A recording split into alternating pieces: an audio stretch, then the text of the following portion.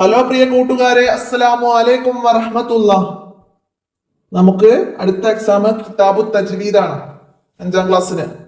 അപ്പോൾ അതിനൊരു മോഡൽ ചോദ്യ പേപ്പറുമായിട്ടാണ് ഇന്ന് ഞാൻ വന്നിട്ടുള്ളത്. നമുക്ക് ഏതൊക്കെയാണ് ചോദ്യങ്ങൾ വന്നതെന്ന് നോക്കാം.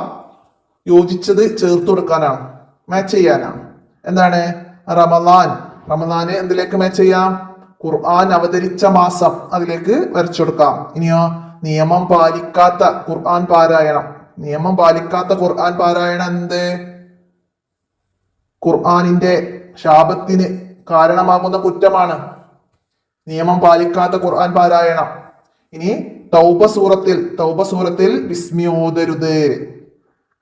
അടുത്ത മിതമായ വേഗത്തിൽ പാരായണം ചെയ്യലാണ് തദ്ബീർ. ഇനി ഖുർആൻ പഠിക്കലും പാരായണം ചെയ്യലും ഓരോ മുസ്ലിമിനും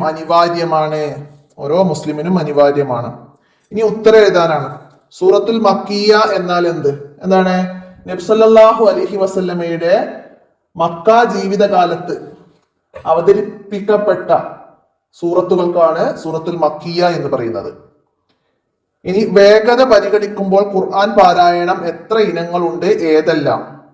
വേഗത പരിഗണിക്കുമ്പോൾ ഖുർആൻ പാരായണം 3 ഇനത്തിലാണ്. ഒന്ന് തദ്വീർ, ഹദ്ർ, തർത്തീൽ, ഇങ്ങനെ 3 എണ്ണം. ഇനി മൂന്നാമത്തത് നബി തങ്ങളുടെ ഏറ്റവും വലിയ മുഅ്ജിസത്ത് ഏത് എന്നാണ്. നബി സല്ലല്ലാഹു അലൈഹി വസല്ലമയുടെ ഏറ്റവും വലിയ മുഅ്ജിസത്ത് ഖുർആനാണ്. ഖുർആൻ പഠിക്കാനും പഠിപ്പിക്കാനും തർത്തീലിനേക്കാൾ ഏറ്റവും അനുയോജ്യമായ പാരായണ രീതി ഏതാണ്? തഹ്കീഖാണ്. അതിന് തഹ്കീഖ് എന്നാണ് പറയുന്നത്. ഇനി ഖുർആൻ പാരായണത്തിൽ നിയമം പാലിക്കുന്നതിന്റെ വിധി എന്താണ്? ഫർള് ഐനാണ്. നിയമം പാലിക്കുന്നതിന്റെ വിധി ഫർള് ഐനാണ്. ഖുർആൻ ഓതുന്നവൻ പാലിക്കേണ്ട മര്യാദകൾ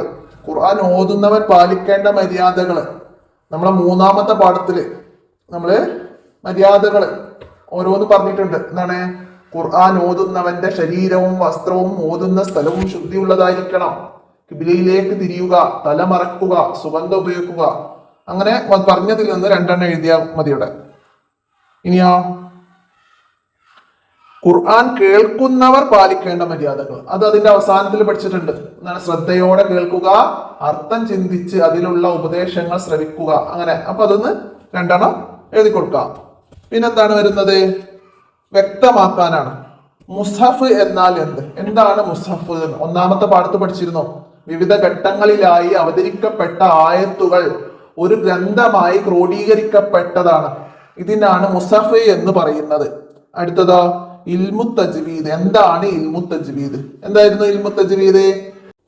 ഖുർആൻ പാരായണ നിയമങ്ങൾ ചർച്ച ചെയ്യുന്ന വിജ്ഞാന ശാഖക്കാണ് ഇൽമു തജ്വീദ് എന്ന് പറയുന്നത്.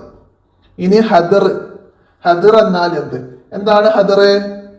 ഖുർആൻ അക്ഷരങ്ങളും ഹർക്കത്തുകളും മാറിപ്പോവാത്ത രീതിയിൽ വ്യക്തമായി പാരായണം ചെയ്യുന്നതിനാണ് ഹദ്ർ എന്ന് പറയുന്നത്. അക്ഷരങ്ങളും ഹർക്കത്തുകളും മാറിപ്പോവാത്ത രീതിയിൽ വ്യക്തമായി പാരായണം ചെയ്യുന്നതിനാണ്.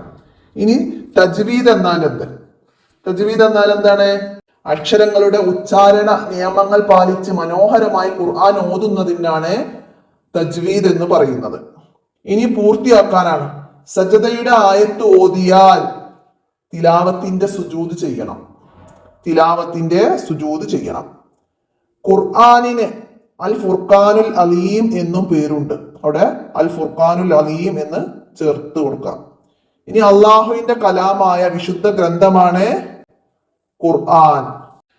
അടുത്തത് മക്കയിലെ ഡേഷിലാണ് വിശുദ്ധ ഖുർആൻ അവതരണത്തിന്റെ തുടക്കം. എവിടെയാണ്?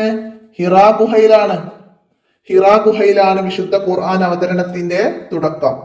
ഇനി മദീനയിലേക്ക് ഹിജ്റ പോയതിനു ശേഷം ഇറങ്ങിയ സൂറത്തുകൾക്ക് എന്താണ്? മദനിയ എന്നാണ് പറയുന്നത്. ഇനി ശരി അടയാളപ്പെടുത്താനാണ്. അവിടെ നമുക്ക് ഓപ്ഷൻ തന്നതിന് ശരി അടയാളപ്പെടുത്തി കൊടുക്കണം. വിശുദ്ധ ഖുർആനിലെ സൂറത്തുകളുടെ എണ്ണം എത്ര? 114 ആണ്. മദനിയ സൂറത്തുകളുടെ എണ്ണം 28 ആണ്. മദനിയ 28ഉം മക്കിയ 86ഉം ആണ്. അടുത്തത് ഖുർആനിലെ മക്കിയ സൂറത്തുകളുടെ എണ്ണം മക്കിയ 86. ഇനി ഖുർആനിലെ ജുസുകളുടെ എണ്ണം, ഖുർആനിലെ 30 ജുസുകളുണ്ട്. ഖുർആനിൽ 30 ജുസുകളുണ്ട്. ഇനി പൂരിപ്പിച്ച അർത്ഥം എഴുതാനാണ്. ഖിറാഅത്തുൽ ഖുർആനി സുന്നത്തും ഡാഷ് ആഹിറു അനിൽ അവൽ. എന്തായിരുന്നു? ഖിറാഅത്തുൽ ഖുർആനി സുന്നത്തും മുത്തബഅത്തും യഹുദുഹൽ ആഹിറു അനിൽ അവലി. പിൻഗാമികൾ മുൻഗാമികളിൽ നിന്ന് പഠിക്കേണ്ടതും അനുകരിക്കേണ്ടതുമായ ഒന്നാണ് ഖുർആൻ പാരായണം. അടുത്തത് ഫഇദാ ഖറഇനാഹു ഫത്തബിഉ ഖുർആനഹു. ഖുർആൻ നാം ഓതി തന്നാൽ നിങ്ങൾ ആ ഓത്ത് പിന്തുടരുക. ഖുർആൻ നാം ഓതി തന്നാൽ നിങ്ങൾ ആ ഓത്ത് പിന്തുടരുക. അപ്പൊ ഇത്രയാണ് ഈ മോഡൽ ചോദ്യപേപ്പറിൽ ചോദ്യങ്ങൾ വന്നത്. അപ്പൊ എല്ലാവരും നന്നായി മനസ്സിലാക്കി പഠിക്കുക.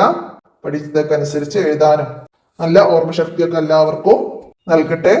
നമുക്ക് ഇന്നത്തെ വീഡിയോ അവസാനിപ്പിക്കാം. അസ്സലാമു അലൈക്കും വറഹ്മത്തുള്ളാഹി.